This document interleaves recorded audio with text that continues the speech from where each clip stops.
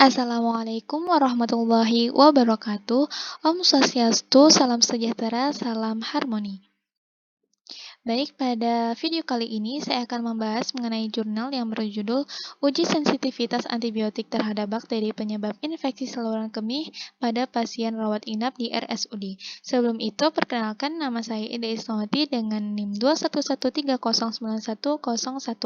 dari Prodi S1 Biologi. Poin pembahasan kita yakni infeksi kandung kemih, metode penelitian, hasil dan pembahasan kesimpulan. Langsung saja pada materi yang pertama yaitu infeksi saluran kemih. Infeksi masih merupakan penyebab kematian yang tinggi di seluruh dunia, khususnya Indonesia. Di antara bakteri patogen, Escherichia coli merupakan bakteri paling umum jadi penyebab infeksi saluran kemih pada pasien rawat jalan maupun rawat inap. IHSK dinyatakan apabila ditemukan bakteri di dalam urin. Mikroorganisme yang paling sering menyebabkan IHSK adalah jenis aerob. Tidak E. coli saja yang menyebabkan infeksi saluran kemih.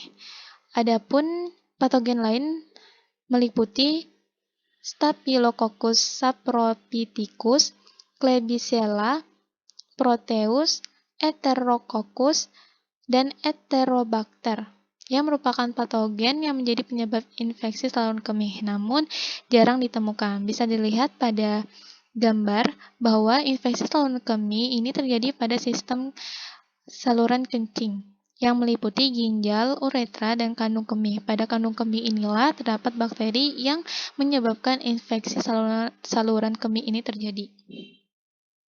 Selanjutnya, metode penelitian.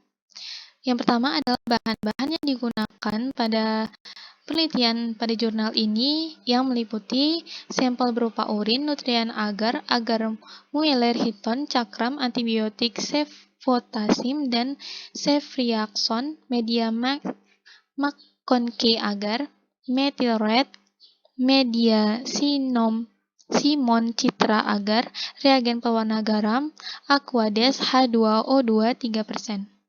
Selanjutnya alat-alat yang digunakan adalah laminar airflow, autoclave, dan inkubator. Adapun tahapan-tahapan dalam penelitian pada jurnal ini, yang pertama pengambilan sampel urin. Dalam pengambilan sampel urin ini, wadah urin harus steril agar tidak ada bakteri lain yang mengkontaminasi sampel urin yang telah didapat. Yang selanjutnya adalah pembuatan medium. Dengan menggunakan Na sebanyak 8 gram dilarutkan dalam 400 ml Aquades, kemudian dipanaskan dan disterilkan dengan menggunakan autoclave pada tekanan 1 atm dan suhu 121 derajat Celcius selama kurang lebih 15 menit. Selanjutnya penanaman dan pembiakan. Ini menggunakan osa steril yang dicelupkan ke dalam urin, kemudian diusapkan ke dalam media blot agar, dan diinkubasi pada suhu 30 derajat Celcius selama 24 jam. Selanjutnya inokulasi. Inokulasi bakteri ke medium nutrien agar. Na sebanyak 8 gram dilarutkan dalam 400 ml Aquades, kemudian dipanaskan, disterilkan menggunakan autoclave dengan tekanan 1 atm dan suhu 121 derajat Celcius selama kurang lebih 15 menit. Selanjutnya, identifikasi bakteri yang meliputi pewarnaan gram, uji indol, uji methylrate, uji VP, uji sitrat, dan yang terakhir uji kepekaan antibiotik. Uji sensitivitas bakteri dilakukan dengan cara yakni agar Mueller-Hinton sebanyak 20 ml dipipet ke dalam cawan Petri dibiarkan menjadi padat. Suspensi bakteri lalu dipindahkan saudara asetik dengan menggunakan mikropipet ke atas permukaan agar. Kemudian diratakan dan dibiarkan beberapa menit. Setelah itu masing-masing disk antibiotik diletakkan di atas dan diinkubasi pada suhu 30 derajat Celcius. selama 24 jam. Ulangi hal tersebut sebanyak 3 kali pada petri yang berbeda. Kemudian diinkubasi dan diamati adanya diameter zona hambatan pertumbuhan bakteri di luar cakram tersebut. Koloni bakteri yang sensitif terhadap antibiotik dilihat dengan adanya zona hambatan berupa daerah bening di sekitar cakram antibiotik. Selanjutnya adalah hasil dan pembahasan. Bisa dilihat pada gambar yang pertama, itu adalah hasil uji hermolisis pada sampel urin penderita ESK. Menunjukkan bahwa semua isolat bakteri uji hemolisis diketahui memiliki kemampuan beta hemolisis, yaitu dapat melisiskan sel-sel darah merah secara sempurna. Yang kedua, itu merupakan gambar A menunjukkan hasil pengecatan pewarnaan gram pada sampel urin pasien ESK, sedangkan gambar B menunjukkan pewarnaan gram negatif berdasarkan literatur, yang menunjukkan bahwa semua sampel hasil pengecatan berwarna merah dilihat pada mikroskop perbesaran 100 kali. Bakteri E. coli merupakan bakteri gram negatif berbentuk batang. Bakteri ini merupakan penghuni normal usus selain berkembang biak di lingkungan sekitar manusia. Selanjutnya,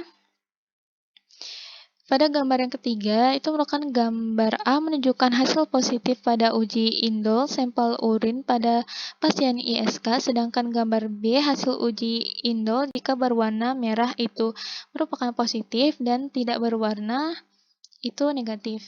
Selanjutnya pada gambar yang keempat, itu gambar A menunjukkan hasil uji methyl red positif sampel urin pada pasien ISK. Sedangkan pada gambar B, hasil uji methyl red jika terjadi perubahan warna itu positif dan tidak berwarna itu negatif. Selanjutnya, pada gambar yang kelima, itu gambar A menunjukkan bahwa hasil uji FP negatif sampel urin pada pasien ISK, sedangkan gambar B menunjukkan hasil uji FP jika berwarna merah itu positif dan tidak berwarna itu negatif. Selanjutnya, pada gambar yang keenam, gambar A menunjukkan hasil uji sitrat negatif pada sampel urin pasien ISK, sedangkan gambar yang B menunjukkan hasil uji sitrat jika berwarna biru itu positif dan tidak berubah tetap hijau itu negatif.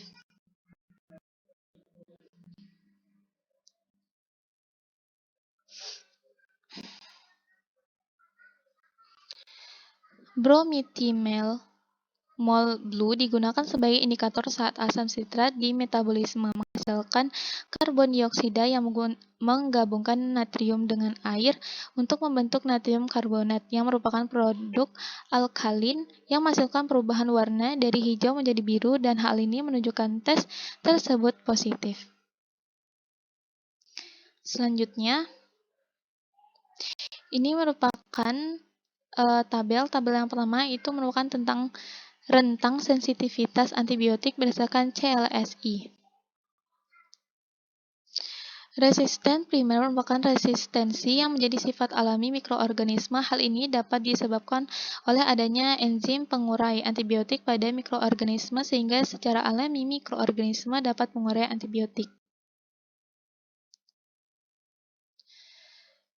Antibiotik asam pipemidat sebanyak 5 dan cefixime sebanyak 5 diteteskan di atas kertas dan diinkubasi selama 24 jam pada suhu 37 derajat Celcius. Setelah diinkubasi selama 24, terdapat zona hambatan berupa zona bening di sekitar kertas cakram, menandakan adanya aktivitas antibiotik untuk bekerja secara bakterisid atau mampu membunuh bakteri dengan menimbulkan area jernih pada media MHA, maupun bakteriostatik atau mampu menghambat pertumbuhan bakteri dengan menimbulkan area jernih. Zona hambat yang terbentuk pada medium MHA diukur dengan jangka sorong dan dihasilkan dibandingkan dengan tabel standar CLSI, seperti tabel yang sebelumnya sudah saya tayangkan. Untuk menentukan hasil isolat bakteri tersebut, yakni sensitif, intermediate, dan atau resisten. Ini merupakan hasil uji sensitivitas antibiotik dari kedua antibiotik yang digunakan pada penelitian ini.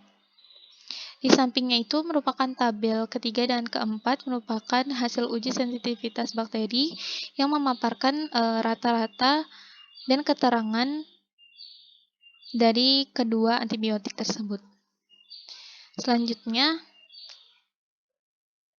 adalah kesimpulan. Hasil identifikasi dari 9 sampel urin yang didiagnosa menderita penyakit infeksi saluran kemih oleh dokter di RSUD, didapatkan hasil uji isolat sampel menunjukkan bahwa bakteri penyebab ISK pada penelitian ini diduga adalah E. coli.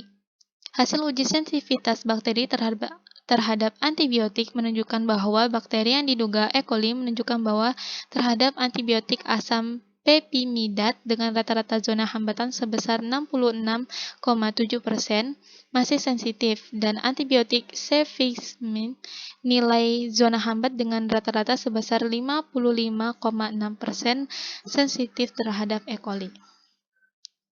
Selanjutnya, kaitannya berdasarkan kesimpulan di atas, maka sesuai dengan materi mikrobiologi yaitu uji sensitivitas yang menyatakan bahwa menentukan tipe sensitivitas bakteri yaitu menggunakan 3 golongan, yaitu resisten, intermediate, dan sensitif, yang mana terdapat batasan ukuran hambatan untuk mengetahuinya. Seperti pada tabel 1, yakni rentang sensitivitas antibiotik berdasarkan CLSI, yang mana hambatan tersebut sudah ada dari berdasarkan CLSI tersebut. Baik, terima kasih atas waktu yang telah diberikan kepada saya. Kurang lebihnya mohon maaf. Wassalamualaikum warahmatullahi wabarakatuh.